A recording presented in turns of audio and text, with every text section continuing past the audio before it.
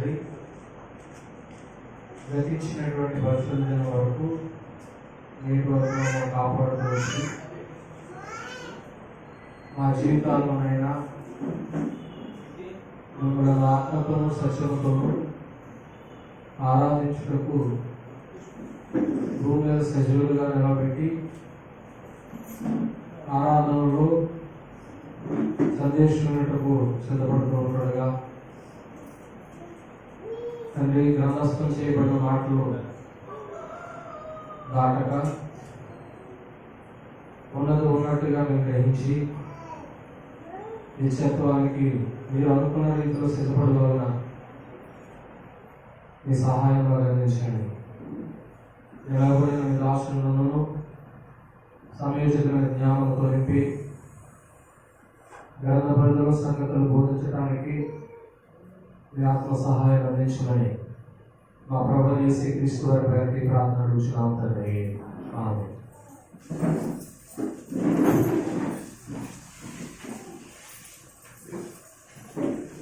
దేవునికి స్తోత్రాలండి.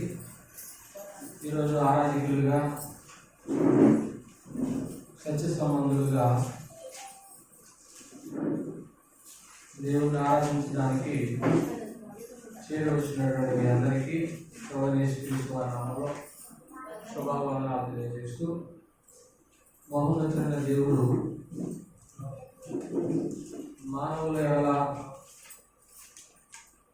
ఆయన కలిగి ఉన్నటువంటి సంకల్పాన్ని మనం ఆలోచన చేయబోతున్నాం. అనాదిలో దేవుని యొక్క సంకల్పం, అనాదిలో దేవుని యొక్క సంకల్పం, దేవుని యొక్క సంకల్పం గురించి అనేక పర్యాలు మనం విన్నాం. మరొకసారి ఈరోజు మనం వినడానికి సిద్ధపడుతున్నాం. ప్రియమైన దేవులారా, పరమంలో ఉన్నటువంటి దేవుడు మానవ నిర్మాణాన్ని గురించి ఆలోచన చేసినప్పుడే సృష్టికి ముందే ఆయన ఒక సంకల్పాన్ని కలిగి ఉన్నాడు అనేది మనం అడగవలసిన విషయం. 90వ కీర్తనలో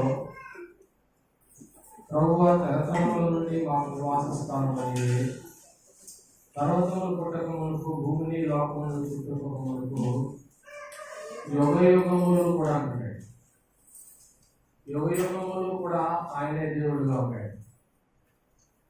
అంటే సృష్టికి ముందు ఆది లేని నిశ్చయం, అంటే ప్రారంభం లేని నిశ్చయం. ఆది లేని నిశ్చత్వంలో సృష్టి చేయకముందు నిశ్చత్వం అండి. ఆది యందు మనం చదువుతాం, ఆది యందు దేవుడు భూమి ఆకాశములను సృజించెను, ఆది యందు వాక్యం ఉండెను. ఈ పదాలు మనకి జ్ఞాపకమే. అయితే ఆదికి ముందు ఉన్నది ఏంటంటే అనాది. అనాదిలోనే సృష్టికి ముందే, మానవ నిర్మాణానికి ముందే దేవుడు ఒక సంకల్పాన్ని కలిగి ఉన్నాడు అనేది గ్రంథం మనకు తేటగా తెలియజేస్తుంది. యుగ యుగములు నీవే దేవుడు అంటే ఎన్ని యుగాలు గడిచినా కానీ దేవుడు ఉన్నాడు అనేది ఆ మాటలో ఉన్నటువంటి వాస్తవం. అయితే ఆదికి ముందు, సృష్టిని నిర్మాణం చేయకముందు దేవుడు కొన్ని ఆయన సంకల్పంలో కొన్ని నిర్ణయాలు తీసుకున్నట్టుగా గ్రంథం తెలియజేస్తుంది. అందులో మొట్టమొదటి ఏంటంటే క్రీస్తు ప్రభు యొక్క బలి. అందులో మానవ జాతి కోసం దేవుడు ముందుగా సంకల్పించిన సంకల్పం అది. పేతురు రాసిన మొదటి పత్రిక 1వ అధ్యాయము 18వ వచనంలో, పితృపారంపర్యం మీరు వ్యర్థ ప్రవర్తన విడిచిపెట్టినట్లుగా వెండి బంగారం నుండి క్షయ వస్తువుల చేత మీరు విమోచింపబడలేదు, కానీ అమూల్యమైన రక్తము చేత అనగా నిర్దోషమును నిష్కలంకములకు గొర్రెపిల్ల వంటి క్రీస్తు రక్తం చేత మీరు విమోచింపబడుతున్నది మీరు ఎరుగుదురు కదా. అంటే క్రీస్తు ప్రభు యొక్క రక్తము చేత మానవుడు విమోచించబడాలని దేవుడు 20వ వచనంలో చెప్తున్నాడు. చూడండి, ఆయన జగత్తు పునాది వేయబడక ముందుపై ఏం చేయబడ్డాడట? నియమించబడ్డాడు. అంటే క్రీస్తు ప్రభు వారు బలి మానవ జాతి పాప విమోచన కొరకు జరగాలని దేవుడు ఎప్పుడు నిర్ణయించడం ఉంది? జగత్తు పునాది అంటే అనాదిలోనే అనేది మనం గ్రహించాలి. అంటే ఆదిలో జరిగినటువంటి ఏర్పాట్లు అయితే కాదు, అనాదిలోనే. దేవుడు అనాదిలో తీసుకున్నటువంటి నిర్ణయం క్రీస్తు ప్రభు వారి యొక్క బలి రక్తం వలనే మానవ జాతికి పాప విమోచనం జరగాలి. అంటే మనుషులు ఒకవేళ ఏది అనుకున్నా, ఇది పుణ్య నదుల్లో స్నానం చేసిన, భూదానం, వస్త్రదానం, అన్నదానం చేసిన, ఏది చేసినా మనుషులకు ఏం పోదు? ఎందుకు పోదని అనుకోవాలన్నా? ఏ పుణ్య నదుల్లో మునిగితే పాపం పోదా? క్రీస్తు రక్తము ద్వారానే మానవుల యొక్క పాపములకు పరిహారం అనేది ఎందుకు అని అంటే ఇక్కడ మనం ఆలోచించవలసినటువంటి ఒక విషయం ఉంది. ఇప్పుడు ఈ నదుల కారణంటే మనుషులు ఆలోచన ఏంటంటే ఏదో గోదావరిలో మనం స్నానం చేస్తే పాపాలు పోతాయి. ఇప్పుడు 12 సంవత్సరాలకు ఒకసారి ఏమొస్తాయి? పుష్కరాలు వస్తాయి. పుష్కరాలకి చాలా మంది వెళ్ళి ఏం చేస్తూ ఉంటారు? అంటే మనకు వచ్చినప్పటికీ ఇది ఎక్కువ చేస్తారు కాబట్టి గోదావరిలో అక్కడికి వెళ్ళి చాలా మంది ఏం చేస్తారంటే వారి పాపాలనే కడుక్కోవాలనుకుంటారు. ఇప్పుడు ఒకవేళ అదే వాస్తవం అనుకోండి, ఇది నదులు అనేటువంటివి ఎప్పుడు వచ్చినాయి? ఆదిలో వచ్చింది, సృష్టిలో ఉన్నాయి అని. మరి సృష్టి ప్రారంభించిన తర్వాత వాటిలో మానవుల పాపములకు పరిహారం లేదు అనేటువంటిది మనం చెప్పకపోయినా దేవుడు ఏమన్నాడు అంటే, అనాదిలో నేను ఆల్రెడీ ఒక నిర్ణయాన్ని తీసేసుకున్నాను, ఆ నిర్ణయాన్ని ఎవరు మార్చజాలరు, అందువల్ల అది ఈ మనుషులతో ఆలోచించినటువంటి ఇవన్నీ కూడా సృష్టి తర్వాత వచ్చినాయి. ఇవన్నీ సృష్టి ప్రారంభమైన తర్వాత వచ్చినాయి. నీ ఇంట్లో దోషం పోవాలంటే ఇదిగో నేను చెప్తున్నాను, ఇదిగో నీ ఇంట్లో పెట్టు అన్నారు అనుకోండి, రైట్? అనుకోండి ఒక ఎగ్జాంపుల్. ఆ దోషం పోవడానికి మనిషి చెప్పిన సలహా మరి మనిషి ఎప్పుడు చెప్పాడు? సృష్టి ప్రారంభమైన తర్వాతగా. అంటే ఇప్పుడు మనిషి మాటకి విలువ ఉంటుందా? దేవుడు అనాదిలో చేసిన సంకల్పానికి విలువ ఉందా? అది మనం ఎరిగితే ఆయన సంకల్పం ఎలా ప్లాన్ చేశారనేటువంటిది మనకు అర్థమవుతుంది. దేవుడు మానవుడు ఒక తప్పిపోతే పరిస్థితి, సృష్టించబడిన తర్వాత మనుషులు ఒకరు తొలగిపోతే యథార్థం ఏ సమస్య లేదు. ఫస్ట్ ఎయిడ్ బాక్స్ ఎప్పుడు అవసరం అవుతుంది? బస్సులో ప్రమాదం జరిగితేనే ఆ బాక్స్ అవసరం, ప్రమాదం జరగకపోతే అవసరమే ఉండదు. కొన్ని మనము ముందు జాగ్రత్తగా చేసి పెట్టుకుంటాం, అంటే దాని అవసరం ఏర్పడితేనే. ఒక మానవులు తొలగిపోతే పరిస్థితి యథార్థంగా ఉంటే అందుకంటాడు ప్రసంగిలో, దేవుడు నడుమ యథార్థవంతులుగా పుట్టించాడు కానీ వారి విధమైన తంత్రములను కల్పించుకుని ఉన్నారు. అందువల్ల సృష్టికి ముందే ఆనాడులో దేవుడు తీసుకున్నటువంటి ఆ నిర్ణయాన్ని ఏ నరుడు కూడా మార్చలేదండి. ఏమండి, మనిషి పుట్టిన తర్వాత మతాలు వచ్చింది. మతం అనేది ఎప్పుడు వచ్చింది? మనిషి పుట్టిన తర్వాతే కదా. మరి మనిషి పుట్టడం ముందే దేవుడు మానవుల పాపములకు పరిహారంగా ఎవరిని ఏర్పాటు చేశాడు? క్రీస్తు ప్రభు వారి యొక్క బలిని ఏర్పాటు చేశాడు ఆయన. లోకం పుట్టక ముందే. ఇవి మనం ఎక్కడ చూస్తామంటే మాటలతో చెప్పుకునే కార్యక్రమాలు కాదు కాబట్టి మన ప్రసంగాలు అపోస్తల కార్యాల గ్రంథము 2వ అధ్యాయము. ప్రతి మాటకి బేస్ ఉండాలి బైబిల్లో. బేస్ లేకుండా మాట్లాడిన ప్రసంగాలు మనం ఏమవద్దు. 2వ అధ్యాయము 22వ వచనంలో ఇశ్రాయేలు వారి మాటల నుండి దేవుడు నగరుడు యేసు చేత అద్భుతములు మహత్కార్యములను సూచించుటను మీ మధ్యన చేయించి ఆయన తన వలన వెతుకున్న వారిగా మీకు కనపరిచెను. ఇది మీరే ఎరుగుదురు. 23వ వచనంలో దేవుడు నిశ్చయించిన ఇది ఆదిలో చేసిన సంకల్పం. ఇది సంకల్పమైన వచ్చిన ప్రతిసారి కూడా మీరు దేవుడు ఆదిలో చేసిందా అనుకోవాలి. ఆయన ప్రణాళిక చేసుకున్నాడు. ఏంటంటే దేవుడు నిశ్చయించిన సంకల్పమైన భవిష్యత్తు జ్ఞానం అనుసరించి అప్పగింపబడిన ఈయనను మీరు దృష్టిలో చేరసిలు ఏం చేశారు, చంపారు. అంటే ఇప్పుడు క్రీస్తు ప్రభు వారిని దేవుడు మానవుల పాపముల పరిహారం కొరకు ఎప్పుడు నిర్ణయించాడు?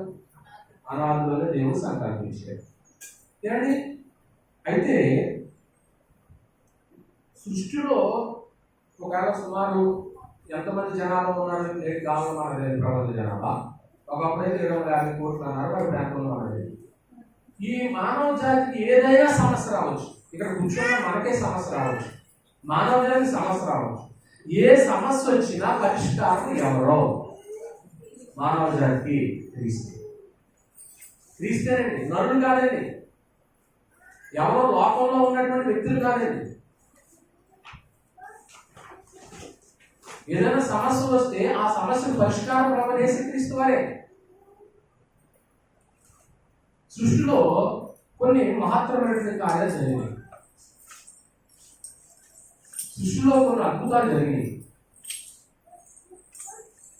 అందులో కొన్ని అద్భుతాలు మాట్లాడవచ్చు. ఏంటి అద్భుతాలు అంటే, రాజుల మొదటి గ్రంథము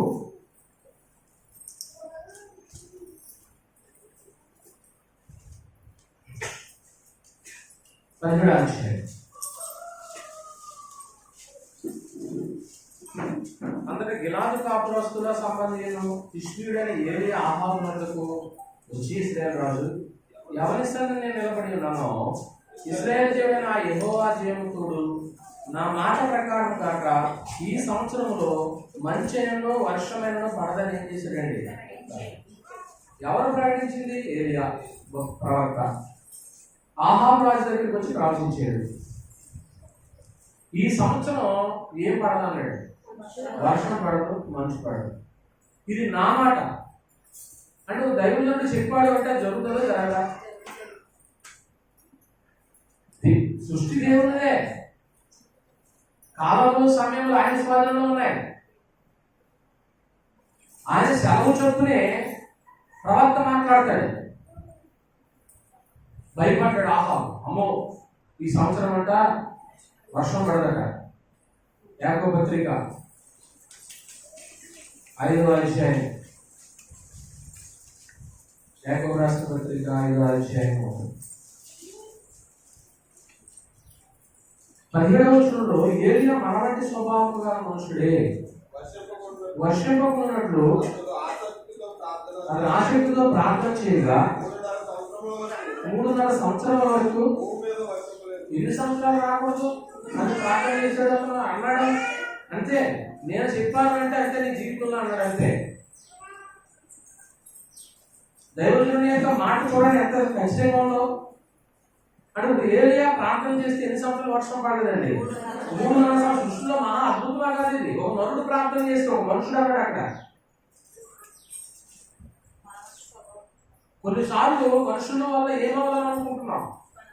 మనుషులంటే ఇక్కడ మాట్లాడే మనుషులు లేదండి, ఎవరైనా ఏలియా ప్రవక్త సృష్టిలో జరిగిన అద్భుతం గురించి మాట్లాడుతున్నాడు. మరొక అద్భుతం జరిగింది చూడలేదు సృష్టిలో. యెహోషువ గ్రంథం 10వ అధ్యాయం 12వ వచనంలో యెహోవా ఇశ్రాయేలు ఎదుట అమోరీయులను అప్పగించిన దినమున ఇశ్రాయేలు నిలుచుండగా యెహోషువ యెహోవాకు ప్రార్థన చేశాడు. ఏమని ప్రార్థన చేశాడు ఆయన? సూర్యుడా నువ్వు గిబియోనులో నిలువుము, చంద్రుడా నువ్వు అయ్యాలోను లోయలో నిలువుము, జనులు తమ శత్రువులను ప్రకటించుకున్న వరకు సూర్యుడు నిలిచిన చంద్రుడు అన్నమాట యాషారి గ్రంథంలో రాయబడింది కదా. సూర్యుడు ఆకాశ మధ్యలో నిలిచి ఇంచుమించు ఒక నాడైతే ఏం చేయలేదు. గ్రంథం చూస్తున్నారా? యెహోషువ గ్రంథము 10వ అధ్యాయము 14వ వచనం. యెహోవా ఒక నరుని మనవి వినిన దినం, ఆ దినము వంటి దినము దానికి ముందే గాని దానికి తర్వాతనే గాని యెహోషువ నిర్ణయించుకున్నాక ఆ యుద్ధ సమయంలో పొద్దుపోయింది. ఆ రోజుల్లో ధర్మ యుద్ధాలు జరిగాయి. సాయంత్రం అయితే యుద్ధం ఆపేయాల. యుద్ధం ముగిసిపోయి సాయంత్రం చేరబడుతుంది. ఎలాగ ప్రభావ ఇంకా శత్రువులను మేము జయించాలి అని యెహోషువ ప్రార్థన చేస్తే సూర్యచంద్రుడు ఏమైపోయారండి? ఇది అద్భుతమైన సృష్టిలో సూర్యుడు ఎలా అలా నిలిచిపోయాడండి. ఒక నరుడి మనవి అన్నాడట.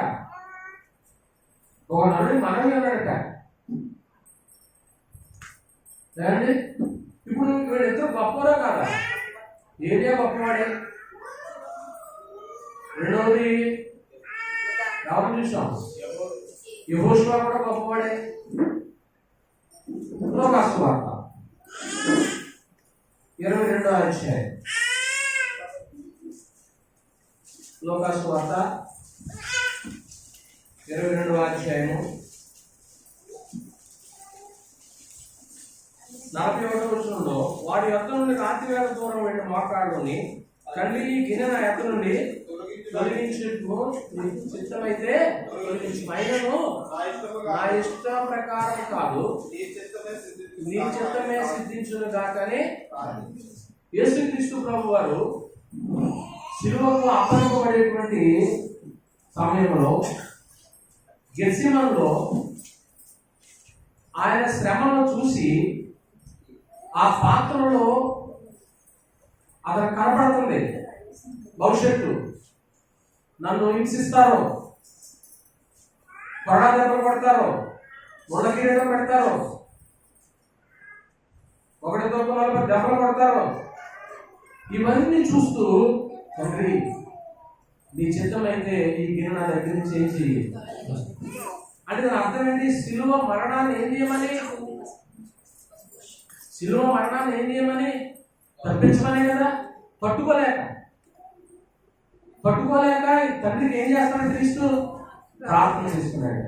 అప్పుడు క్రీస్తు ప్రభు వారి యొక్క మనవి తండ్రి ఆలకించి శిలువ మరణాన్ని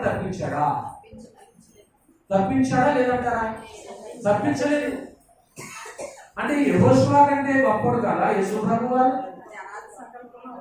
యేసు ప్రభు వారి యొక్క గొప్పతనం ఏంటో ఒకసారి మీకు తెలియాలి. హెబ్రీయులకు రాసిన పత్రిక 1వ అధ్యాయము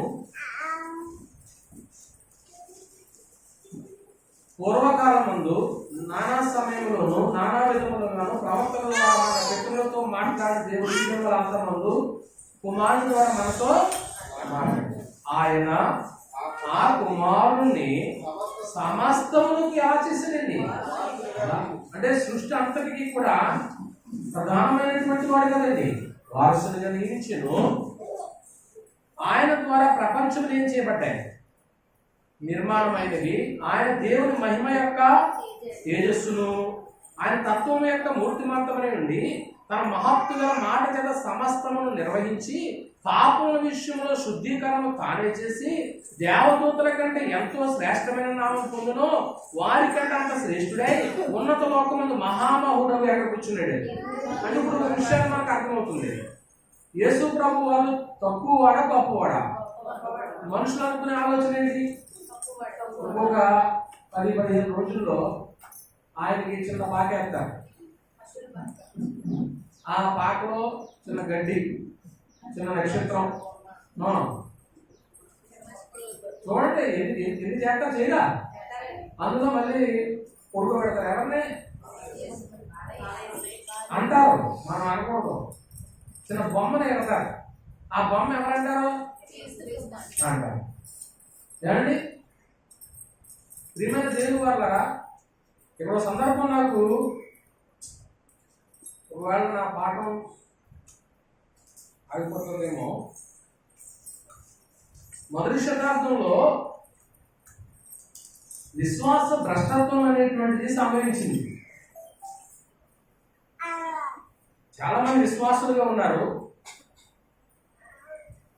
ఈ విశ్వాసులు చక్కగా కొనసాగుతూ ఉంది, భక్తి సాగుతూ ఉంది. సంఘం స్థాపించబడింది 33లో క్రీశాకం. 33లో సంఘం ప్రారంభించబడిన తర్వాత 2వ శతాబ్దం నుండి, మొదటి శతాబ్దం కాదు, మొదటి శతాబ్దం అంతా బాగుంది, డాక్టర్లు బాగుంది, ప్రజలు బాగున్నారు, అంతా బాగున్నారు. మొదట్లో అంతా బాగుంటారు. కొంచెం సంవత్సరాలు పెరిగేటప్పటికి మనుషులకి ఏమొచ్చేస్తాయి? నా మాట అర్థమవట్లేదు మీకే?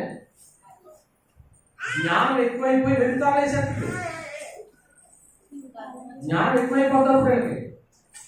ఏదో కూడా జ్ఞానం ఎక్కువైపోయింది. జ్ఞానం ఎక్కువై 2వ శతాబ్దం నుంచి విశ్వాస భ్రష్టాత్వం వచ్చింది. విశ్వాసంలో ఉన్నటువంటి వాళ్ళే భ్రష్టాత్వంలో పోయారు. ఎలా పోయారు అంటే, వాళ్ళలో పుట్టుకొచ్చినటువంటి కొన్ని చెప్తాను, మీరు జాగ్రత్తగా వినండి. ధర్మశాస్త్రమే గైకోవాలి, క్రొత్త నిబంధన మనం పాటించకూడదు అనే బాగోట్లు వేసింది. ఇప్పుడు ధర్మశాస్త్రం నచ్చిన వాళ్ళందరూ దేనికి పోతారు? ధర్మశాస్త్రానికి పోతారు. ఇప్పుడు ధర్మశాస్త్రం నచ్చిన వాళ్ళు అంటే మాట చెప్తాను. మనకు ఆదివారం అవసరం లేద్దామా, శనివారం నాడు మన అందరం చర్చికి వెళ్ళి ప్రార్థన చేసుకుందాం అనుకున్నారు అనుకోండి, అది నచ్చిన వాళ్ళందరూ వెళ్ళిపోతారు. రెండోది, యేసుక్రీస్తు ప్రభు యొక్క దేవత్వం మీద తప్పుడు బాధలేసింది. ఆయన దేవుడితో సమానుడు కాదు, ఆయన మనలాంటి నరుడే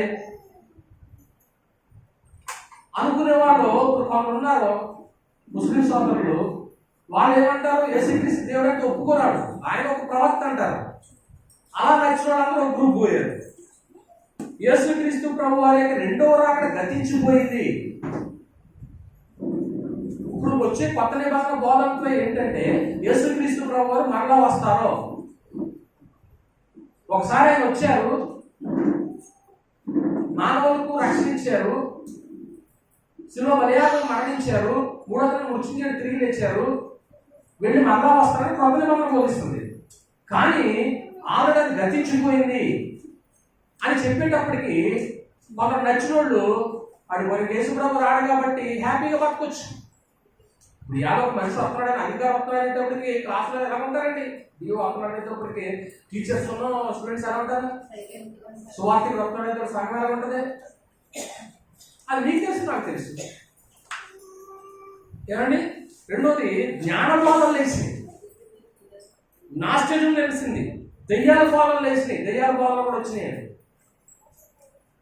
ఈవేళ దేవాలయాల్లో, చర్చిల్లో మీరు అందరూ అనుకున్నట్లుగా దేవుడే మాట్లాడడం, దెయ్యాలే మాట్లాడతాయి.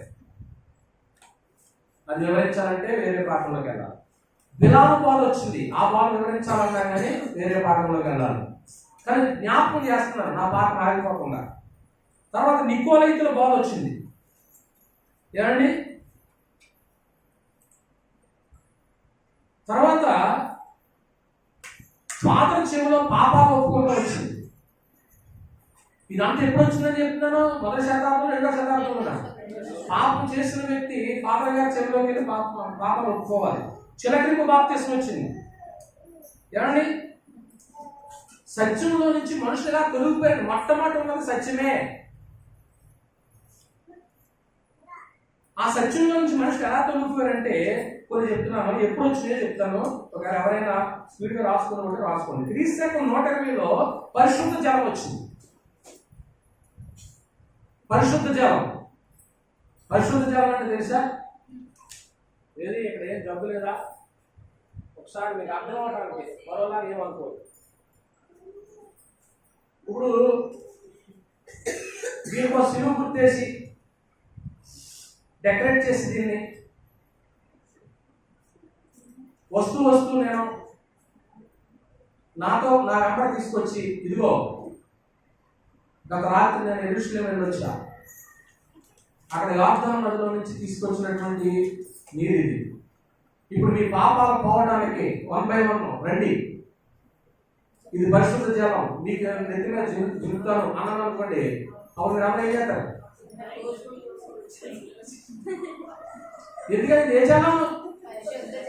ఇది క్రీస్తు శకం 120లో ప్రవేశపెట్టారు. ఇది నచ్చిన వాళ్ళు కొందరు ఏమైపోయారు? అడిపోయారు. ఇది నచ్చిన అడిపోయారు. ఏమండి? తర్వాత తపస్సు. మనం చర్చికి వెళ్ళాల్సిన లేదు, ఇంటికాడ తపస్సు చేస్తే సరిపోద్దని అదో సిద్ధాంతం వచ్చింది క్రీస్తు శకం 157లో. చిన్నపిల్లల బాప్తిస్తం. ఇప్పుడు చిన్నపిల్లలు ఉన్నారు, యువానిష్టం దగ్గర, అమ్మ మరి మన సిద్ధాంతం ఏంటో తెలుసా? మీ అత్తోరింటికి వెళ్ళాక అలా చేసుకుంది కానీ మరి ఇక్కడ మన సంఘంలో నుంచి వెళ్ళా కాబట్టి చిన్నపిల్లలకే మేము ఏమివ్వాలా? బాప్తిజం ఇచ్చారు అన్నాను అనుకోండి, ఇది ఇచ్చేదాకా కూడా ఎందుకు వచ్చింది మొత్తానికి ఇచ్చేది వదిలిపోవాలని ఏం చేయాలా? ఇది నచ్చిన వాళ్ళు ఇలాగా ఎదురు ప్రశ్నేసి వాళ్ళు ఎవరున్నారు? మొదటి శతాబ్దంలో ఇంత జ్ఞానం ఎక్కడది? ఇప్పుడు ఇవ్వాలంటే మీకు బైబిల్ తెలిసింది కాబట్టి మీరు జ్ఞానవంతులు అయిపోయారు. లేదంటే ఏమనుకుందరు? పెట్టుకొస్తే సంఘం అనుకుందరు కదా, లోదరనే సంఘవంతుడు, బైబిల్ తెలిస్తే సంఘవంతుడు. మరి వేళ క్రీస్తు సంఘంలో ఉన్నటువంటి ప్రతి సహోదరి సహోదరుడు సత్యానికి స్తంభాలుగా నిలబడుతున్నారంటే లేఖనాలు తెలిసిన బట్టి 21వ శతాబ్దంలో ఉన్నాం కాబట్టి ఇప్పుడు. కానీ మొదటి శతాబ్దంలో అంత జ్ఞానం లేదు కదండి, అంత లేదు కదండి. ఏమండి? చిన్నపిల్లల బాప్తిజం క్రీస్తు శకం 175లో వచ్చింది. తర్వాత క్రిస్మస్, ఇదంటే అందరికి హ్యాపీ. క్రిస్మస్ క్రీస్తు శకం 325లో వచ్చింది. అంటే ఇప్పుడు మీకు ఏమర్థమవుతుంది? మొదటి శతాబ్దంలో ఇవన్నీ ఉన్నాయా అమ్మా? క్రిస్మస్ ఎప్పుడు వచ్చిందని చెప్పాను, 325లో వచ్చింది. అసలు క్రిస్మస్ పేరు చెప్పి బట్టలు, కేకులు, బుడగలు, డెకరేషన్లు, అసలు ఎంత వ్యాపారం జరుగుతుంది? క్యాండిల్స్, ఎంత వ్యాపారం జరుగుతుందండి క్రిస్మస్ పేరు చెప్పి.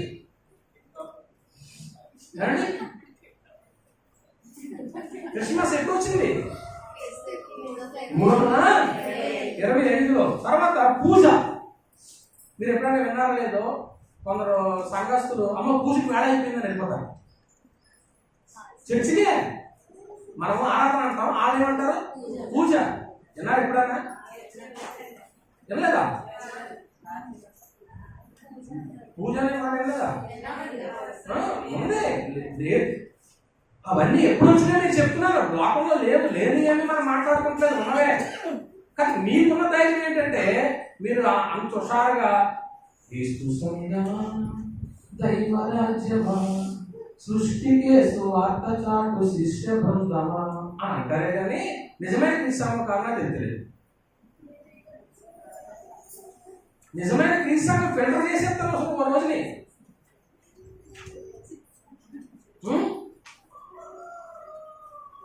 ఇలా అవ్వకపోవచ్చు పాఠం. ప్రియమైన వాళ్ళ పూజ, క్రిస్మస్ చెప్పేసానా? క్రిస్మస్ ఎట్లా వచ్చింది?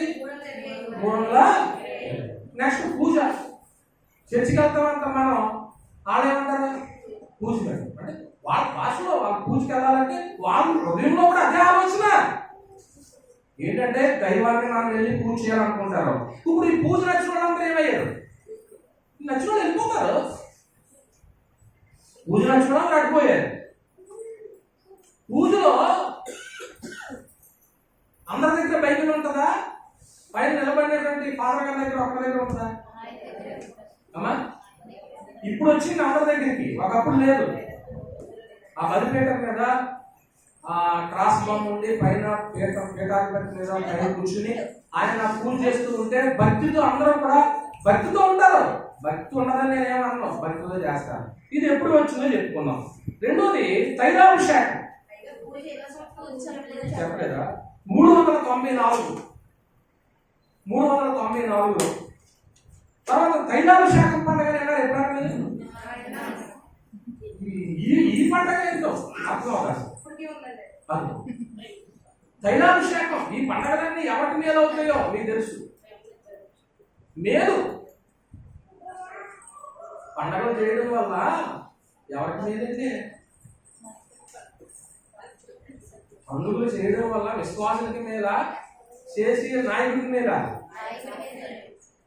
చూడండి. తైలాభిషేకం, ఇది తైలాభిషేక పండుగ అంట. ఇది ఎప్పుడు వచ్చిందో తెలుసా? క్రీస్తు 588లో వచ్చింది. 588లో వచ్చింది. ఈ పండుగకి ఎవరైనా చెప్తే కనుక పురుషులు పెట్టలేదు. పండుగ కాదని, పండుగ అంటే అందరికి ఉత్సాహం కదండి. పండుగ అంటే కొంచెం ఇంట్లో పండుగ వాతావరణం ఉంటుంది. ఆ రోజు ఎనమి ఉంటుంది, ఆ రోజు గాలి ఉంటాయి, ఆ రోజు బూరులు ఉంటాయి, ఎంత పండుగ ఉంటుంది. అప్పుడు ప్రారంభంలో న్యూ ఇయర్ అప్పుడు మీరు ఏం చేస్తారో నేను చూస్తూ ఉంటాను. అందరూ బూరులు ఉంటారు, అందరికి ఏం చేస్తూ ఉంటారు. నేను న్యూ ఇయర్ అంటే ఇంకో బూరులు వస్తుంది అండి. అది అందుతో పాటు బాగా పంపుతారు అనుకోండి, స్పెషల్గా ఏమన్నదో. కనుక తైలాభిషేకం ఎప్పుడు వచ్చింది? పాప క్షమాపణ అధికారం, పాపాలు క్షమించే అధికారం ఒక నాయకుడిగా ఉన్నదే, యేసు లేదు అనేది క్రీస్తు 593లో వచ్చింది. తర్వాత వాయిద్యాలు, వాయిద్య సంగీతం అంటే తెలుసా? వాయిద్యాలు. ఈ వాయిద్యాల్లో ఆర్గన్ అనేటువంటిది మొట్టమొదటి విటాలైనటువంటి ఒక ఆయన ప్రవేశపెట్టాడు ఆరాధనలో, క్రీస్తు 666లో. అండి, ఇన్స్ట్రుమెంట్స్ అంటే ఎవరికి ఇష్టం? మీరు ఇంటి దగ్గర పాటలు వినేటప్పుడు ఎప్పుడు గాత్ర సంగీతాలు వింటారు, వాయిద్య సంగీతాలు కూడా వింటారు, వాయిద్య సంగీతాలు కూడా వింటారు. ఎందుకని వినటానికి ఎలా ఉంటుంది? వినసంపుగా, రైట్? కానీ ఆరాధనలో బట్టి ఏం చేస్తాడు దేవుడు? దాన్ని ఉపయోగించమని ఆయన చెప్పలేదు. ఆరాధన ఉపయోగించమని చెప్పలేదు. ఇప్పుడు రేపు పొద్దున మీరు ఇన్స్ట్రుమెంట్స్ పట్టుకుని అన్నాను అనుకోండి, కుర్రోళ్ళు ఒక్కొక్కరు కొనుక్కుని వచ్చేస్తారు. వెళ్ళిపోయి గౌరికి వెళ్ళి ఎవరు నచ్చినారో కొనుక్కోతారు. ఒకరు గిటార్ తెస్తారో, ఒకరు ఆర్గన్ తెస్తారో, ఒకరు క్యాషెట్ తెస్తారో. అబ్బో అసలు ఎలా ఉంటుందండి? ఒక ఆర్కెస్ట్రా మనదే ఉంటుంది. అప్పుడు ఏమన్నా తెలుసా? ఎవరి పెళ్లిళ్ళు అయినా మా క్రీస్తు ఆర్కెస్ట్రా సంప్రదించారు. క్రీస్తు కూడా ఆర్కెస్ట్రా పెట్టారా? ఇప్పుడు ఆర్కెస్ట్రా పెట్టుకుంటే తప్పేమని అంటున్నాను. నువ్వు ఆరాధన ఏం చేయకూడదు, వాయించకూడదు, నీ ఇంటి దగ్గర వాయించుకోరాదు. నీ ఎంటర్టైన్మెంట్ కార్యక్రమాలు ఉంటాయి, చేసుకుంటావు. ప్రియమైన దేవుని వల్ల వాయిస్ ఆర్గన్ అనేటువంటి విటాలైనటువంటి ఒక ఆయన, విటాలియన్ 1, మళ్ళీ ఒక్కొక్క అర్థం అనుకుంటారు, విటాలియన్ 1 మాట. కనుక 666. తర్వాత పోపును ముద్దు పెట్టుకుంటాం. పోపుని ముద్దు పెట్టుకుంటాం. పోపు అని ఒక ఆయన ఉంటాడు తెలుసా? అసలు ప్రపంచానికే పరిశుద్ధుడని ప్రపంచం ఎవరిని కొలుస్తుంది తెలుసా? పోపు గారిని కొలుస్తుంది. వాటికన్ సిటీలో ఉంటుంది. అసలు ఆయన ఏది చెప్తే అది గవర్నమెంట్ ఏం చేస్తుంది? గ్రీన్కి పెట్టవలసిందే. అంత అధికారం అట ఆయన. మీకు ఇంకా అర్థం కావాలంటే ఈ చుట్టుపక్కల ఉన్నటువంటి దేవాలయాలు ఉంటాయి కదా, క్రిస్టియన్ దేవాలయాలు ఉంటాయి కదా, పెద్ద పెద్ద అన్నీ కూడా హాస్టల్స్ కానివ్వండి, చిలంకొమ్మలు కానివ్వండి, పెద్ద పెద్ద టెంపుల్స్ కానివ్వండి, వీటన్నిటికీ కూడా అధినేత ఎవరో తెలుసా? చాలా పెద్ద ఆయన ఉంటాడు. పోపు స్థాయికి వెళ్ళాలంటే బ్రదర్ కానించి, బిషప్ కానించి, ఏమండి ఆర్చ్ బిషప్ కానించి అలా రేంజ్ పెరుగుకుంటే వెళ్ళాలి. చాలా పెద్ద వయసు వచ్చేస్తారు. పోపును వెళ్ళి ముద్దు పెట్టుకుంటాం. ఆ పెద్ద వయసులో ఆయన వెళ్ళి ఏం చేయాలి? ముద్దు పెట్టుకోవాలి. ఆ ముద్దు పెట్టుకుంటే పాపాలన్నీ ఏమైపోతాయి? అది వచ్చింది ఎప్పుడు తెలుసా? క్రీస్తు 709లో ఏమండి. తర్వాత ద్రాక్షారసము రొట్టె శరీరంగా రక్తంగా మారిపోతుంది అని సిద్ధాంతాన్ని ప్రవేశపెట్టారు. అది వాళ్ళు పెట్టకపోయినా కానీ వాస్తవమే. క్రీస్తు 1000లో. తర్వాత బ్రహ్మచారత్వం అంటే పెళ్లి చేసుకోకూడదు. ఏంటండి? ద్రాక్షారసము రొట్టె శరీరము రక్తంగా మారిపోవుట. క్రీస్తు 1000లో 100. బ్రహ్మచర్యం అంటే పెళ్లి చేసుకోకూడదు. యేసు ప్రభువు నమ్ముకున్న వాళ్ళు ఏం చేసుకోకూడదు? పెళ్లి చేసుకోకూడదు. చూసారా? కొందరు పెళ్లి చేసుకోరండి. విన్నారు ఎప్పుడైనా మీరు సిద్ధాంతాలు విన్నారా? అంటే మేము జీవితాంతం కూడా ఎలా ఉండిపోతాం? ఎలాగే ఉంటాం. వివాహం వద్దు. అసలు వివాహం చేసుకోమనే దేవుడు నరుడు ఒంటరిగా ఉండుట మంచిది కాదు అని చెప్పారు. యుక్త వయసు వచ్చిన వాళ్ళకి ఏం చేస్తున్నాం? యుక్త వయసు వచ్చిన తర్వాత ఏం చేయాలండి? ఇది గాలి తిరుగుతున్నాడండి, ఏం చేయాలి? నెలలో ఒక ఉద్దుబండి వేసారని వేస్తారా? లేదు ప్రయోజనం అయ్యాడు ఈ కుర్రలో ఇంట్రోల్ చేయాలని చేస్తారా? అలాగే ఉన్నారా? ఇలాగే ఉన్నారు ఏమండి. తర్వాత పాప పాప పరిహార పత్రాలు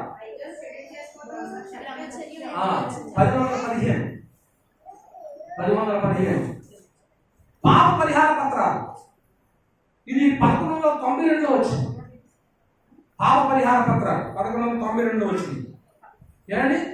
తర్వాత క్రీస్తు 1215లో ఫాదర్ గారి చెవిలో పాపం నుంచి ఒప్పుకుంటాం. తర్వాత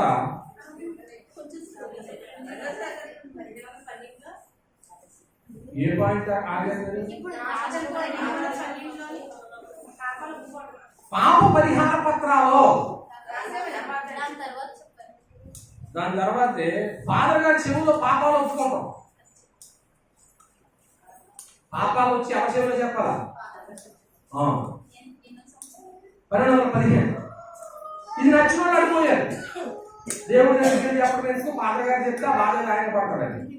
తర్వాత 1215 చెప్పారు కదా, చిలకరింపు బాప్తిసం. ఇక్కడ క్రీస్తులో బాప్తిసం పొందక ముందు చిలకరింపు ఉన్నది ఎవరైనా ఉన్నారా? చిలకరింపు అంటే తెలుసా మీకు? జగ్గుతో నీళ్లు తెచ్చి నెత్తి మీద ఏం చేస్తారు?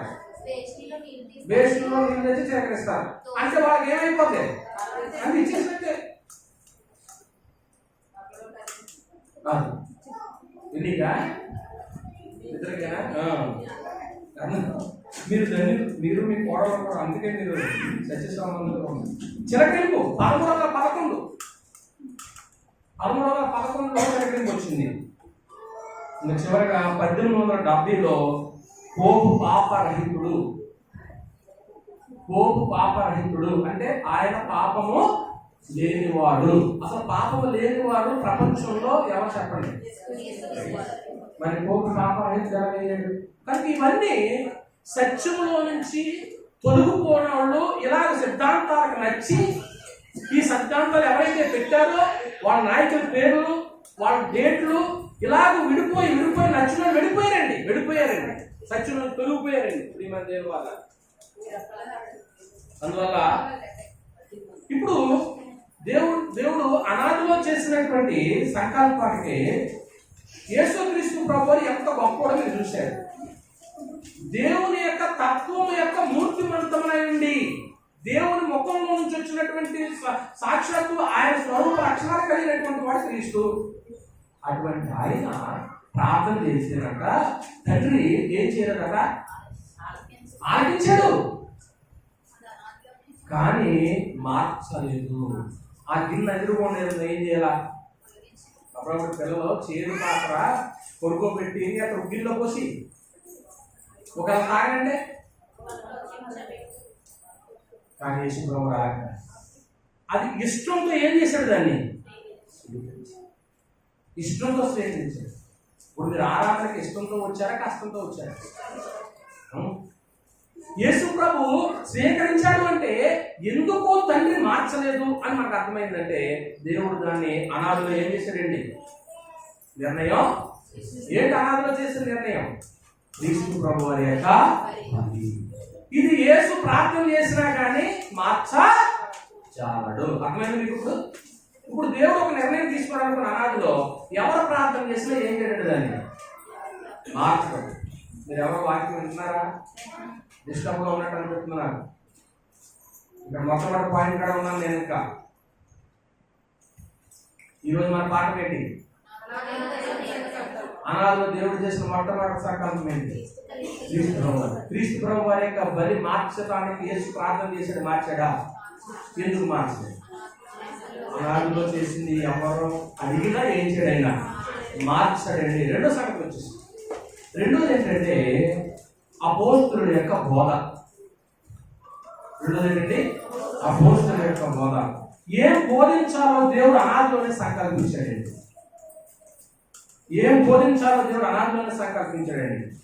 ఎందుకంటే ఒక మనిషి మారాలి అంటే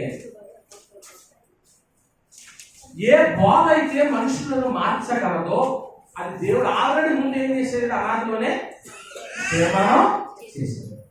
నేను ఆ టయానికి ఏదో ప్రసంగం చేసేస్తాను, ఇది చెప్పేద్దాం అని అనుకుంటానికి అవకాశం లేకుండా దేవుడు ముందుగానే ఒక ప్రేమను సిద్ధం చేసి పెట్టేశాడు. రోమిలికి రాసిన 16వ అధ్యాయం, రోమిలికి రాసిన పత్రిక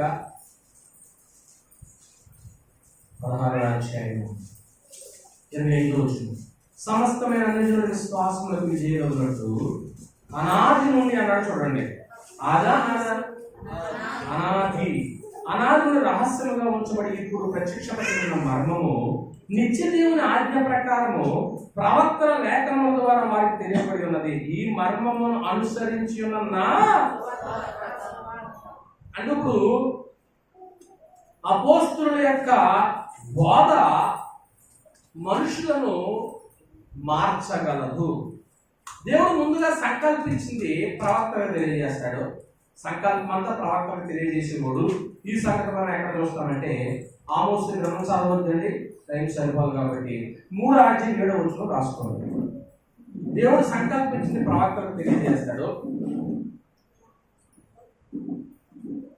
అలా సంకల్పించినటువంటి దాన్ని ఎవరు మార్చచాలరు.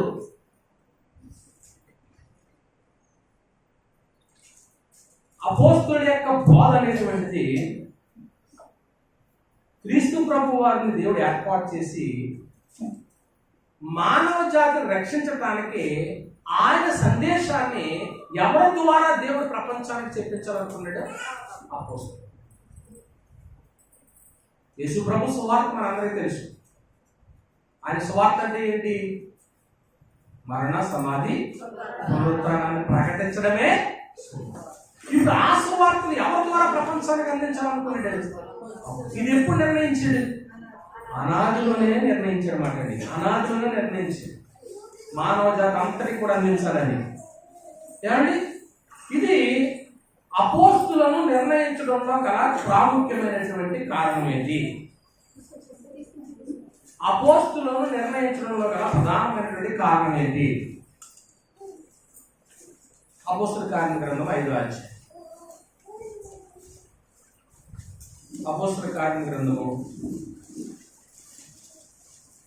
5వ అధ్యాయము 41వ వచనంలో, ఆ నామము కొరకు అవమానం పొందుటకు పాత్రులను ఎంచబడినందున వారు సంతోషించు మహాసభ నుండి ఏం చేశారు? వెళ్ళిపోయి ప్రతిదినము దేవాలయంలో ఇంటింటను మానక బోధించుచు యేసే క్రీస్తు అని ఏం చేశారండి? ప్రకటించారట.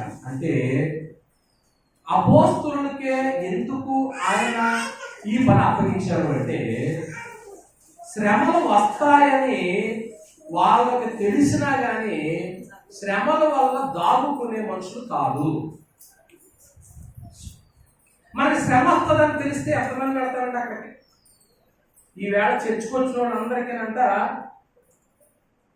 అక్కడ ఎవరో ఉన్నారంట, మీకు ఏదో కీడు చేస్తారంట అన్నారు అనుకుని ఎంతమంది వెళ్తాం? వస్తారా? అపోస్తులు శ్రమలు వస్తాయని తెలిసినా కానీ చెప్పండి లాభుకోలేదు. అటువంటి మనస్తత్వం కలిగిన వాళ్ళు ఏమంటే పిరికి వారు కాదు అపోస్తులు. అపోస్తులు ఎవరు కాదు? కొన్నిసార్లు అంటే మన పిల్లల్లో కొంచెం ధీరం డాష్గా ఉంటారు. అలా అవసరం లేదు.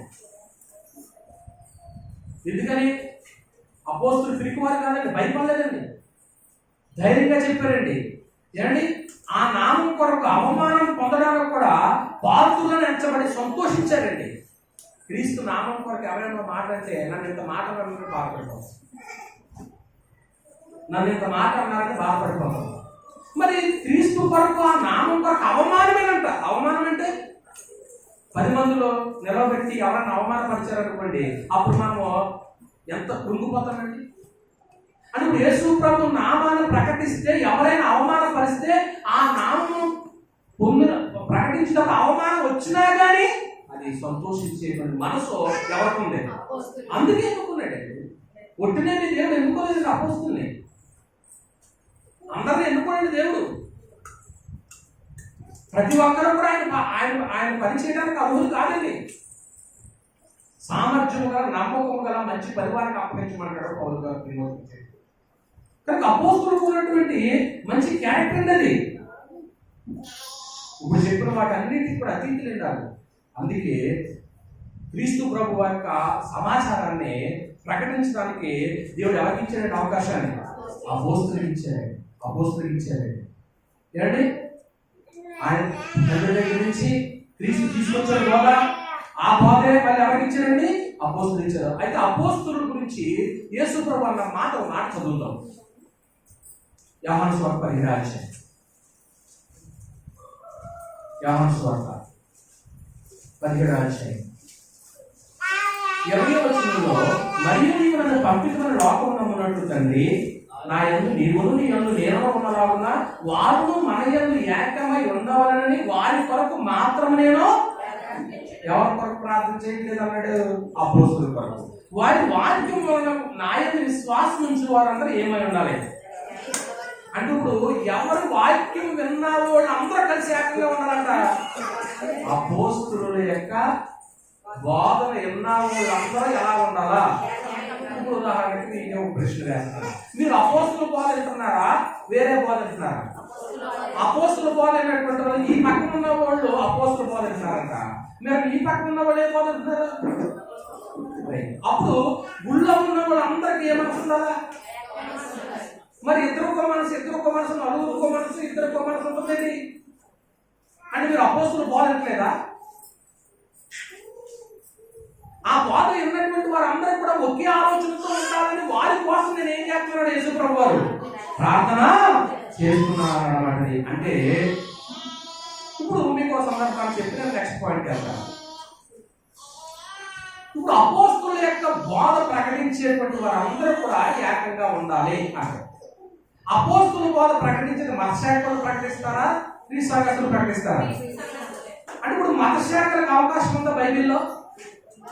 మతశాఖలకు అవకాశం ఉందా? లేదండి, బైబిల్లో అయితే లేదు. వాళ్ళు పెట్టుకుంటే మనం ఏం చేయలేదు. 2 సంగతులు చెప్పాను మీకు. ఏంటి? మొట్టమొదటి క్రీస్తు ప్రభు వారి యొక్క 2 అపోస్తలుల. 3వ సంగతికి వచ్చాను. ఎఫెసీయులకు రాసిన పత్రిక 1వ అధ్యాయం. ఎఫెసీయులకు రాసిన పత్రిక 1వ అధ్యాయం 3వ వచనం చదువుతున్నాను. మన ప్రభువైన యేసుక్రీస్తు యొక్క తండ్రి యొక్క గాక, ఆయన క్రీస్తునందు పరలోక విషయంలో ఆత్మ సంబంధమైన ప్రతి ఆశీర్వాదమును ఎట్లనగా తన ప్రియులను తాను ఉచితముగా మనకు అనేది తన కృపా మహిమ కీర్తించినట్లు తన చిత్త ప్రకారమైన ఏమొస్తుంది? సంకల్పం వచ్చిందంటే అది ఎప్పుడు జరిగినట్లు?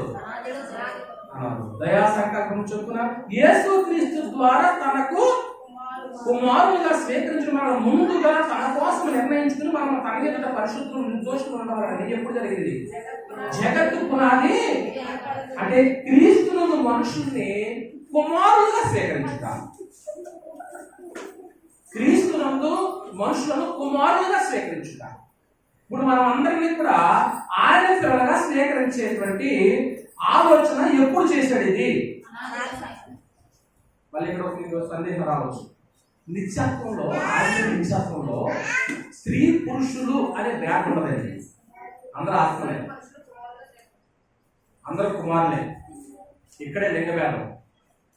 ఏమండి, దీన్ని ఏమన్నాడు అంటే, క్రీస్తు ప్రభు ద్వారా మనం దేవునికి ఏమవ్వాలా? కుమారులు అవ్వాలి. అంటే డైరెక్ట్ కుమారులు అవ్వడానికి అవకాశం ఉందా? ఎవరి ద్వారా అవ్వాలి? ఇలా క్రీస్తు ద్వారానే అవ్వాలని దేవుడు ఎప్పుడు ఏర్పాటు చేశాడట? అనాది. దీన్ని దత్తపుత్రత్వం అంటారు. ఇప్పుడు దత్తత చేసుకునేవాడు ఉంటారు. దత్తత చేసుకునే వాళ్ళకి ఒక తండ్రికి ఒక కుమారుడు ఉన్నాడు. ఆ కుమారుడు ఆ తండ్రి మంచి ఆస్తిపరుడు, చాలా ఆస్తిపరుడు. వాళ్ళ నాన్నగారు మంచి ఐదు ర్యాంకులో ఉన్నారు, మంచి జాబ్ చేస్తున్నారు, లేకపోతే గొప్ప స్థితిలో ఉన్నారు. ఒకే ఒక కుమారుడు. ఆ కుమారుడు రోజు కూడా స్కూల్కి వెళ్తున్నాడు, ఆడుతున్నాడు. తన స్నేహితుడు ఒక అతన్ని ఇంటికి తీసుకొస్తూ ఉంటుండగా తల్లి చూస్తుంది. తండ్రి జస్ట్ అబ్జర్వ్ చేస్తున్నాడు, ఏం మాట్లాడకపోయేసరికి ఓ రోజుని ఎవరైనా ఈ కుర్రోడు మా ఫ్రెండ్ అయినా చూస్తేనేమో మురికి బట్టలుగా ఉన్నాయి. ఏమంటే బాగోలేడు, మనిషి శుభ్రంగా లేడు. ఇతను నీ ఫ్రెండ్, ఏం మాట్లాడకపోయేసరికి సరే జరుగుతుంది. ఒక రోజుని సడన్గా తండ్రి ఒక ఆలోచన చేసి, ఏంటంటే ఇతను ఫ్రెండ్ అంటున్నాడు, ఇతనితో తిరుగుతున్నాడు, మనకి చాలా ఆస్తి ఉంది, ఇతను కూడా మనం ఏం చేద్దాం అనుకున్నాడు, అడాప్ట్ చేసుకున్నాడు. కాగితాలన్నీ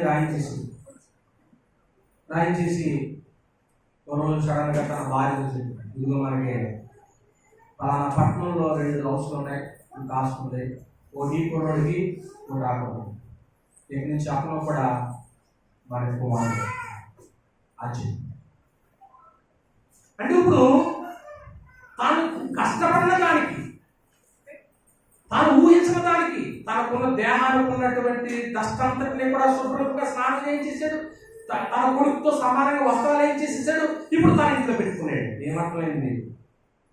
పాపంతో ఉన్నటువంటి మనల్ని, మురుగుతో ఉన్నటువంటి మనల్ని మనం శుభ్రం చేసి క్రీస్తు రక్తంతో తండ్రి అనే క్రీస్తు సంఘంలో మనం కూర్చోబెట్టి క్రీస్తుతో పాటు ఏమించడం మనకి సమాన. ఇలా జరగాలని దేవుడు ఎప్పుడు నిర్ణయించాడండి? అనాదిలోనే దేవుడు నిర్ణయించాడండి. ఇది ఎక్కడ ఉందో చదవండి. రోమిలికి రాసిన పత్రిక 8వ అధ్యాయం. రోమిలికి రాసిన 8వ అధ్యాయం 14 నుంచి వస్తున్నాను. దేవుని ఆత్మచేత నడిపింపబడుతున్న వారందరూ దేవుని కుమారుడు. అలాగ మరలా భయపడకు, మీరు దాస్యపాత్మను పొందలేదు కానీ దత్తపుత్రాత్మను పొందితిరి. ఆ ఆత్మ కలిగిన వారు మనం అబ్బా తండ్రి అని ఏం చేస్తున్నాం? అసలు మనకున్న హక్కు తండ్రి అని పిలిచే హక్కు ఎవరికి మాత్రమే ఉంది? యేసుకు మాత్రమే ఉంది. మరి ఈవేళ యేసుతో పాటు మనం కూడా తండ్రిని ఏమని పిలుస్తున్నాం? ఎలాగొచ్చింది? క్రీస్తు ద్వారా. మన మురికినంతటిని పోగొట్టింది ఎవరో? క్రీస్తు. మనకి నీతి అనే వస్త్రాన్ని, యేసుకున్న నీతి అనే వస్త్రాన్ని మనకి ధరింపజేసింది ఎవరో? క్రీస్తు. ఈ వాక్యం మనకి ఆయన ద్వారా వచ్చింది అంటున్నాడు. చూడండి, మనము దేవుడి మన ఆత్మ తానే మన ఆత్మతో కూడా ఏం చెప్తున్నాడు? మనం పిల్లలమైతే ఏమవుతాం? ఎలా చూడండి, ఆ అధికారి, ఆ గొప్ప ఉద్యోగి తన కొడుకుతో పాటు వారసత్వం ఆ రోడ్డులో తిరిగి అబ్బాయికి ఇచ్చాడు లేదా? అసలు మనం ఎవరమో తెలియదు. ఇప్పుడు యేసుతో పాటు పరలోకపు వారసత్వాన్ని కూడా మనకి ఏం చేశాడు ఆయన? ఇలా జరగాలని దేవుడు ఎప్పుడు నిర్ణయించాడు. ఏంటంటే అసలు దేవుని భవిష్యత్తు కింద చదవండి. మనం పిల్లలమైతే వారసులము, అనగా దేవుని వారసులము క్రీస్తుతో కూడా అన్నాడు. చూడండి, క్రీస్తు లేకుండా ఏమవ్వలే. క్రీస్తుతో కూడా మహిమ పొందుటకు ఆయనతో శ్రమ పడిన ఎడల క్రీస్తుతో పాటు ఏమవుతాము? ఇప్పుడు క్రీస్తుకు నాస్తి అంతా కూడా ఎవరికి వస్తుంది? ఎందుకని? మనం ఏమన్నా ఆయన పిల్లలమా? అడాప్టెడ్, దత్త స్వీకారం. ఎవరి ద్వారా? ఇది జరగాలని దేవుడు ఎప్పుడు నిర్ణయించారు? 3 సంగతులు చెప్పారు. మొట్టమొదటి ఏంటండి? క్రీస్తు ప్రభువు బలి. రెండోది ఏంటండి? అపోస్తలుల బోధ. మూడోది ఏంటండి? క్రీస్తులను మనుషులను కుమారుడు. 4వ సంగతికి వచ్చేస్తాము. ఎఫెసీయులకు రాసిన పత్రిక 3వ అధ్యాయం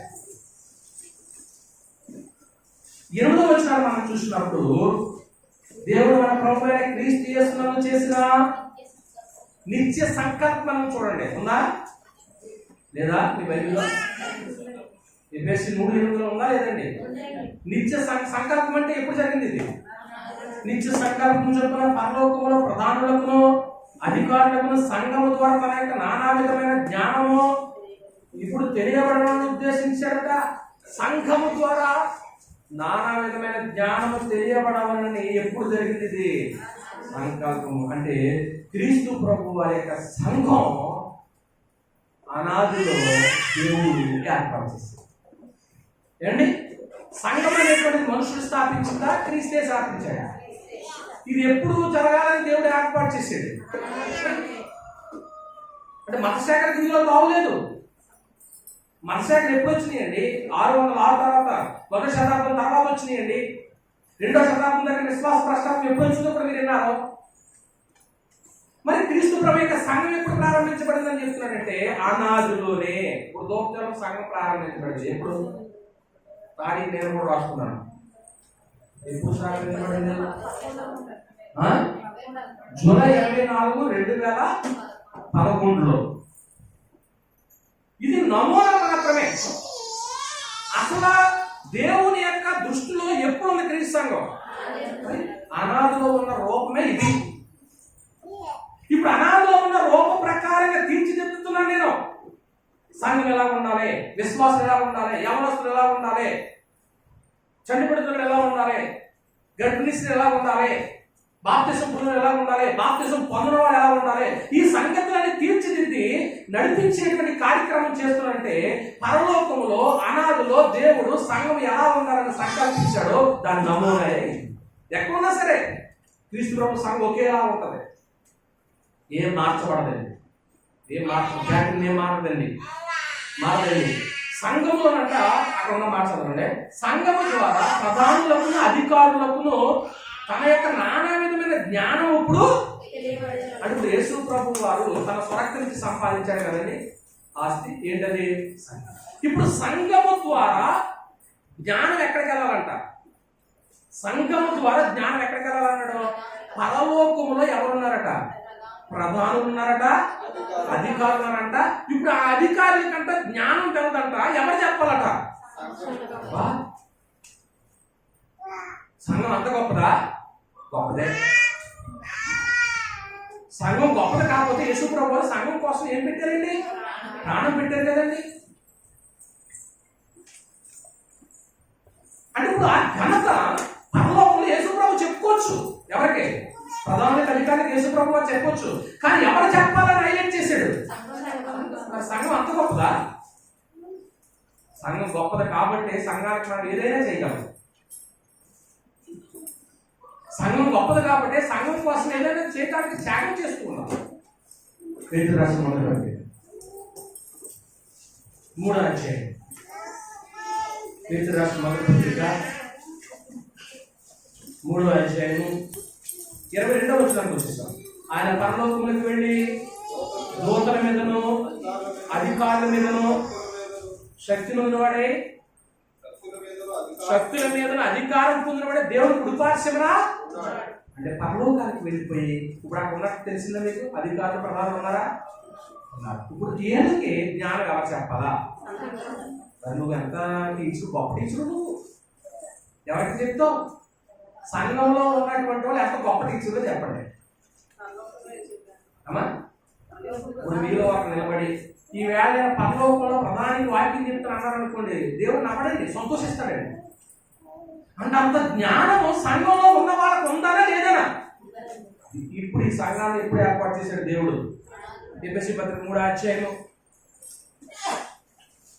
ఎఫెసీ పత్రిక 3వ అధ్యాయము 20వ వచనంలో మనలో కార్యసాధకం తన శక్తి చొప్పున మనం అడుగు వాటన్నిటికను ఊహించు వాటన్నిటిని అత్యధికంగా శక్తి గల దేవునికి క్రీస్తు యేసు మూలంగా ఎక్కడ? సంఘంలో తరతరంలో సదాకాలం ఏం కలగాల?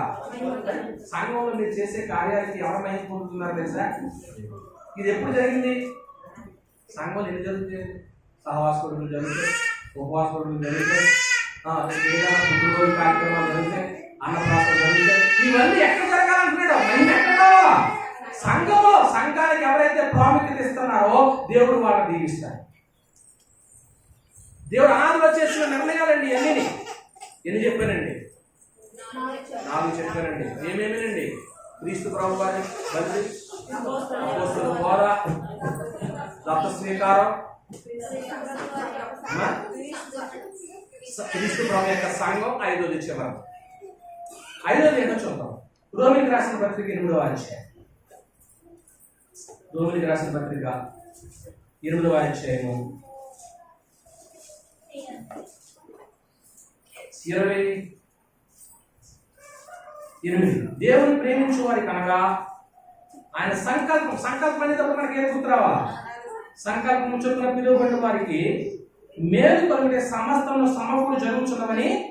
ఎందుకనగా తన కుమారుడు అనేక సహోదరుల జేతున్నట్లు దేవుడు ఎవరిని ముందుగా ఎరుగునో వారు తన కుమారునితో స్వారూప్యం గలవారవుటకు వారిని ముందుగా నిర్ణయించారు. ముందుగా ఎప్పుడు?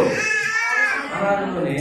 మరి ఎవరిని ముందుగా నిర్ణయించిన వారిని పిలిచెను, ఎవరిని పిలిచిన వారిని నీతిమంతులుగా తీర్చెను, ఎవరు నీతిమంతులుగా తీర్చిన వారిని మహిమపరచెను. ఐదో సంగతి ఏంటంటే, క్రీస్తు ప్రభువాన్ని స్వీకరించిన వారు క్రీస్తు లాంటి స్వారూప్యం కలిగి ఉండాలా. అది ఇప్పుడు మనం అందరం క్రీస్తులో జన్మించాము. ఎవరి రూపం రావాలా? అచ్చా నమ్మ రూపం అంటాడు, అచ్చా నాయన రూపం అండి ఆమె అంటారు. అంటే ఎవరి రూపం వచ్చింది? ఇప్పుడు మనకి క్రీస్తులో జన్మించాం కాబట్టి ఎవరి రూపం రావాలన్నాడు? ఇలా రావాలని దేవుడు ఎప్పుడు నిర్ణయించాడంట? అనాథుడునే. ఏమండి? ఇప్పుడు క్రీస్తులో జన్మించారు. క్రీస్తులో జన్మించినప్పుడు ఇప్పుడు పిల్లలు ఉన్నారు. ఏది ఆటలో ఉంటారు ఎప్పుడు. ఏమండి? ఇప్పుడు ఈ పిల్లలు ఉన్నారు. ఏదో పిల్లల శిశువులా? ఏమన్నా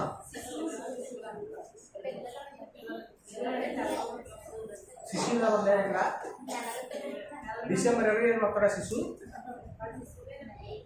ఏమ్మా? ఒకప్పుడు మనం అందరం ఎవరు? పుట్టిన పిల్లలు ఏమంటారు? పుట్టిన పిల్లలు శిశువుగానే ఉండకూడదు. ఆ పిల్లోడు ఏమవ్వాలా?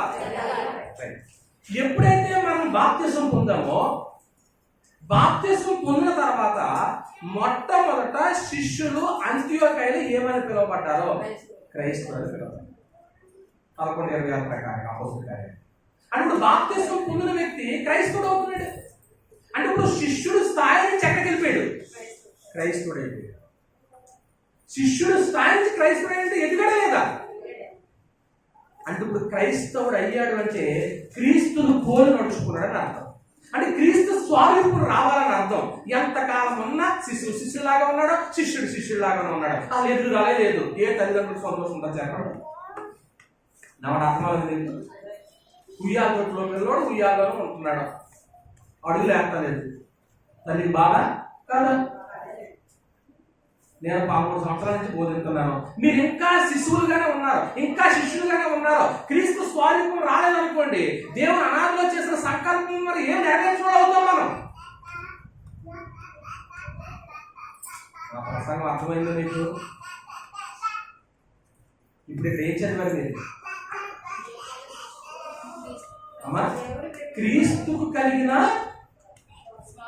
స్వారూప్యము గలవారగుటకు. అంటే ఎవరి స్వారూప్యం రావాలట? క్రీస్తు స్వారూప్యం రావాలండి. పసిపిల్లగా ఉండకూడదండి. జీవితాన్ని పట్టుకుంటూ, జీవితాన్ని రూపుదిద్దుకుంటూ రోజు రోజుకి ఎవరి రూపం రావాలో తెలుసండి? క్రీస్తు రూపం వచ్చేయాలి. మనకి క్రీస్తు రూపం వచ్చేయాలి. చేసి ఇలా ఆరాధనకు వచ్చావా? నీలో ఒక టాలెంట్ ఉంది. ఏంటి టాలెంట్? చెప్పు గట్టిగా. నీలో టాలెంట్ ఉంది. ఏంటి? మొదటిదాన్ని నేర్చుకోడు కదా. గట్టిగా యోగా. తర్వాత అడుగుతాడు. మా కూడా తెలుసు. పౌల్లో ఈ పొద్దుటే చదువుకున్నటువంటి వాళ్ళందరూ కూడా జిమ్కి వెళ్తారు. ఇవాళ నాకు దొరకలేదు, లేకపోతే అది మీకు తెచ్చి చూపిందాం అనుకున్నాను. ఆ జిమ్లో పెద్ద పెద్ద ఫోటోలు పెడతారు. ఎలా ఉంటాయి ఆ ఫోటోలు? అర్థమైందో కొంచెం చెప్పండి. ఎలా ఉంటారు వాళ్ళు? మంచి కండలు వచ్చి అండ్ మంచి బాక్సులు లాగా ఉంటారా లేదా? ఎందుకు అలా పెడతారో? ఆ మిషన్ తొక్కువాడు, అవి తిప్పివాడు, ఆ బొమ్మను చూస్తూ ఎప్పటికైనా ఆడాగా ఎప్పుడైనా అనిపించిందా నేను యేసుప్రభులాగా అవ్వాలి? క్రీస్తు స్వారూప్యం అంటే అదే. మరి అది వచ్చే వరకు నాకు ప్రసంగాలు పడుతున్నాను అన్నాడు పౌలు భక్తుడు. ఇంకా ప్రియమని లేదు. క్రీస్తు స్వారూప్యం మనల్ని ఏర్పడాలంటున్నాడు. ఇది దేవుడు ఎప్పుడు చేసిన ఏర్పాటు అండి? నాదులో చేసిన ఏర్పాటు అండి. ఆ మాట చదువుకుని ప్రార్థన చేసేసుకుంటాం. ఎఫెసీయులకు రాసిన పత్రిక 4వ అధ్యాయం, ఎఫెసీయులకు రాసిన పత్రిక 4వ అధ్యాయం 11వ వచనానికి వచ్చేస్తాం. విశ్వాస విషయంలోనూ దేవుని కుమారుని గురించిన జ్ఞాన విషయంలోనూ ఏకత్వము పొంది, అంతేనండి, సంపూర్ణ పురుషుల వరకు క్రీస్తుకు కలిగిన సంపూర్ణత. అంతే, అన్ని విషయాల్లోనూ కూడా క్రీస్తు ఎలాగైతే ఎదిగాడో మనం కూడా అన్ని విషయాల్లోనూ క్రీస్తులాగా ఎదగాలి అనేది దేవుడు ఎప్పుడు చేసిన ఏర్పాటు అండి ఇది. కనుక ఆనాడులో దేవుడు చేసినటువంటి ఏర్పాట్లు ఎవరు మార్చలేరు. కనుక ఆ సంకల్పానికి మనం ఏమవుతాం? లోబడి దేవుని దీవెనలకు వారసులు అవ్వాలని. ఎవరైతే ఆ సంకల్పానికి లోబడలేదో మొట్టమొదటి ఏం చెప్పుకున్నామంటే క్రీస్తు ప్రభు వారి యొక్క అది నీ కోసం నా కోసం దేవుడు నిర్ణయించాడు. రెండోది, ఆ బోధ తప్ప వేరే బోధ మోక్షానికి తీసుకెళ్ళదు, పరలోకానికి తీసుకెళ్ళదు. మూడవది, క్రీస్తునందు మనుషులను కుమారులుగా స్వీకరణ, అంటే దత్త స్వీకరణ. 4, క్రీస్తు ప్రభు యొక్క సంఘం. సంఘం అనేది ఎప్పుడు ఏర్పడిందంటే అది 5వది, క్రీస్తు లాంటి మిమ్మల్ని నిద్రలో లేపి దేవుని సంకల్పం, దేవుడు చేసిన సంకల్పంలో ఎన్ని సంగతులు ఉన్నాయని అడిగినా కానీ మీరు ఏం చేయాలి? ఎన్ని ఉన్నాయి? ఇవి ఆల్రెడీ మీ బైబిల్లో రాసుకుని ఉంటారో అవి కంఠస్థ వచ్చి ఉంటాయి. సరిగ్గా మనం నేర్చుకుందాం, మన పిల్లలకు నేర్పుదాం. సంకల్పానికి ఎవరైనా దగ్గర కాకపోతే నేనన్నమాట సమయం ఉండగానే వారి జీవితాలు అంకితం చేసుకుని సంకల్పానికి లోబడి దేవుని రాజ్యంలో ప్రవేశించాలి. ఈ మాటలు చూస్తున్నారండి. ప్రారంభించుకుంటాం.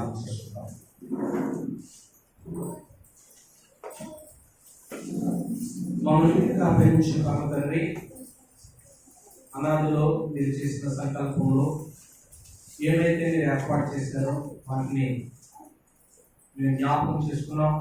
వాటికి తండ్రి మేము లోబడాలి, కానీ మార్చాలని ఏ నరుడు మార్చదు. ఆదిలో వచ్చిన సంగతులు వేరు, ఇవి మనుషులు కనిపించాయి. కానీ అనాథలు మీరు చేసినవి మానవుల విమోచన.